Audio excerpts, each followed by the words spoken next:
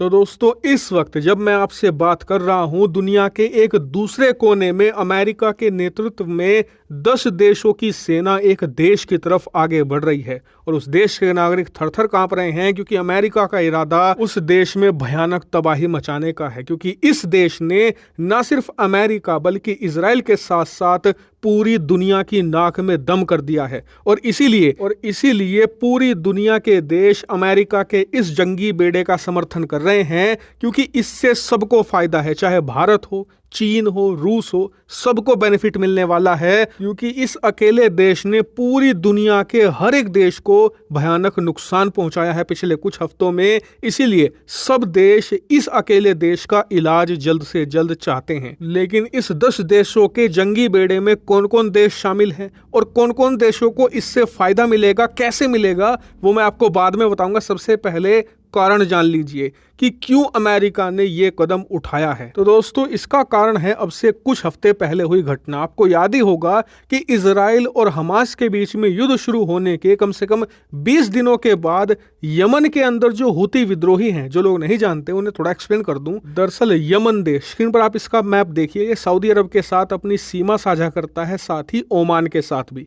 इस देश के अंदर एक कबीला है, एक क्लैन है जिसे हूती कहा जाता है और अब से कुछ साल पहले इन हूती विद्रोहियों ने अपने देश में विद्रोह कर दिया और अपने राष्ट्रपति को मार डाला और जो सत्ता थी उस पर कब्जा कर लिया। हालांकि जो हूती विद्रोहियों के अलावा बाकी के कबीले हैं वो इनसे आज तक लड़ रहे हैं, लेकिन देश के ज्यादातर हिस्सों पर इंक्लूडिंग राजधानी सना पर हूती विद्रोहियों का ही कब्जा है। हालांकि दुनिया के देश हूती विद्रोहियों के कब्जे को वैध नहीं मानते, सब इसे अवैध कहते हैं। यहां तक कि जो आस पड़ोस के अरब देश हैं, सऊदी, ओमान, कतर, कुवैत, इन सभी देशों ने तो जिस समय तख्ता पलट हुआ अब से कुछ साल पहले, तो हूती विद्रोहियों के ऊपर खूब बमबारी भी करी थी जिससे कि यमन के अंदर खूब तबाही मची। हालांकि तब भी इनका कब्जा नहीं छूटा। लेकिन इजराइल हमास युद्ध में हूतियों को लगा कि हमारे पास एक मौका है, अगर हम इजराइल के खिलाफ युद्ध छेड़ दें और इजराइल को नुकसान पहुंचाएं तो अरब देश हमसे खुश हो जाएंगे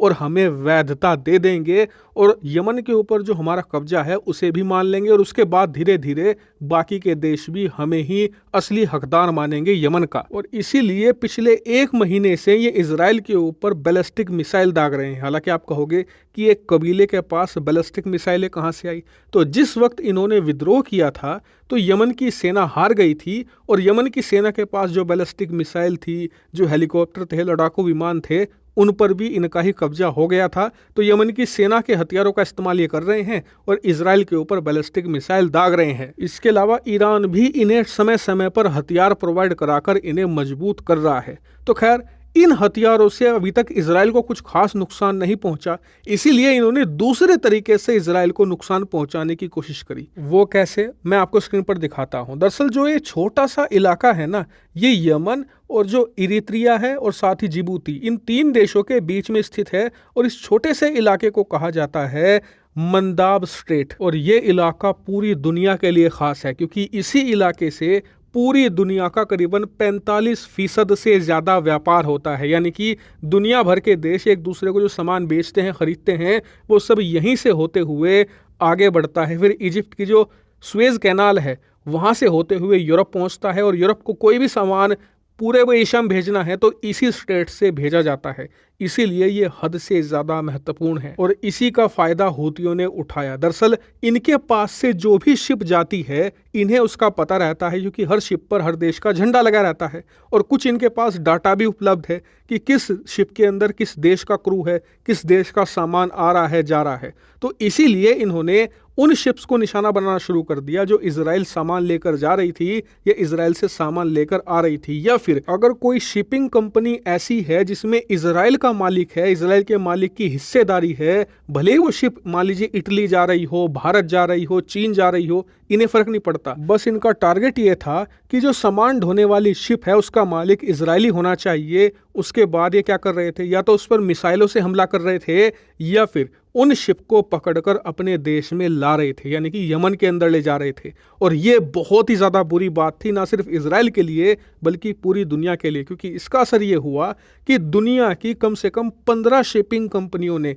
इस इलाके में आने जाने पर रोक लगा दी है। उन्होंने कहा है कि हम किसी भी देश का सामान नहीं ढोएंगे क्योंकि यमन के हूती विद्रोहियों से हमारी शिप को खतरा है। शिप पर काम करने वाले जो क्रू मेंबर हैं, हमारे कर्मचारी हैं, उनकी जान को खतरा है। इसीलिए फिलहाल के लिए हम कोई भी सामान नहीं ढोएंगे इस इलाके से। इसका बुरा असर पूरी दुनिया पर पड़ रहा है क्योंकि यूरोप से बहुत सारा सामान भारत, चीन जैसे देशों में आता है। भारत की कंपनियां अगर कोई सामान बेचती हैं यूरोप में, वो सब यहीं से होकर जाता था, उस पर रोक लग गई है। इसके अलावा अरब देशों से जो कच्चा तेल ढोया जाता था यूरोप के अंदर, उस पर भी लगाम लगी है, जिससे कि इन सभी चीज़ों के दाम लगातार बढ़ते जा रहे हैं। और इसी से निपटने के लिए अमेरिका ने हूती विद्रोहियों को पहले चेतावनी दी थी कि ऐसा मत करो, तुम्हें भारी पड़ेगा, लेकिन हूती विद्रोही नहीं माने। इसीलिए अमेरिका ने अब 10 देशों का गठबंधन तैयार किया है और ख़ास बात यह है कि इसमें 5 अरब देशों को रखा है। हालांकि इस सैन्य गठबंधन में मेनली 4 देशों की सेनाएं ही भाग लेंगी, जैसे कि अमेरिका, फ्रांस, यूके और इटली। बाकी छोटे मोटे देश हैं, इन्हें तो ऐसे ही सपोर्ट के लिए रख लिया। और अरब देशों को भी इसलिए रखा ताकि पूरे अरब वर्ल्ड में ये संदेश न जाए कि अमेरिका इजराइल को बचाने के लिए एक अरब देश पर हमला करने जा रहा है। ये महत्वपूर्ण है, अमेरिका की कूटनीति का हिस्सा है। तो खैर, ये तो हो गया कारण। अब बात कर लेते हैं हमले की। तो बताया जा रहा है कि अमेरिका ने अंतिम चेतावनी दे दी है यमन को। 1-2 दिन में वो रुकता है, ठीक है, नहीं तो अमेरिका हवाई हमलों से शुरुआत करेगा और सबसे पहले हेलीकॉप्टर और इनके मिसाइल के कारखाने हैं उन्हें निशाना बनाएगा। उसके बाद हूती विद्रोहियों के जो हेडक्वार्टर्स हैं उन्हें टारगेट किया जाएगा। यानी कि अमेरिका हूतियों का सफाया करने के लिए पूरी तरीके से तैयार है। और इसीलिए अमेरिका ने एक प्रॉपर जंगी बेड़ा भेजा है जिसमें अमेरिका का एयरक्राफ्ट कैरियर है, जिस पर कई सारे स्टेल्थ लड़ाकू विमान भी तैनात है। और ज़रूरत पड़ती है तो अमेरिका डिएगो गार्सिया से B-2 स्टेल्थ बॉम्बर भी रवाना करेगा। यानी कि अमेरिका पूरे लाव लश्कर के साथ रेड सी की तरफ बढ़ रहा है यमन पर कहर ढाने को। हालांकि इस पर जो भी अपडेट आता है मैं आपको अवगत करवाता रहूंगा। आप लोग चैनल को सब्सक्राइब कर लेना।